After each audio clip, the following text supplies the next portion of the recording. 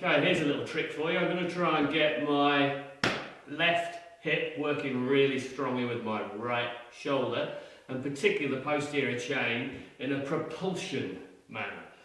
We know that the posterior chain is going to absorb force, always the left side working with the right side. We can facilitate that if we just use a band, quite a lightweight band. Put your hand into the band, but loosely loop it over your wrist because you don't want to be gripping that band. Now as I come forwards into that strike position, my right shoulder comes forward. It helps to decelerate the load. Okay, we know that happens, but then it's got to create propulsion. And when it does that, the left hip drives, so the right shoulder is driven backwards, and that's what we want, that posterior chain. Let's just say we're going to excite the upper right quadrant, and yes, the scapula will be in there. So there's that absorption. We start there, nice and easy, real easy, getting that right shoulder dropping in. Now we're going to plant that foot and power out, right shoulder coming back. Now it's fairly passive at the moment, but I'm trying to drive that right shoulder back. And this band gives me something to pull against, gives me a little bit of feedback.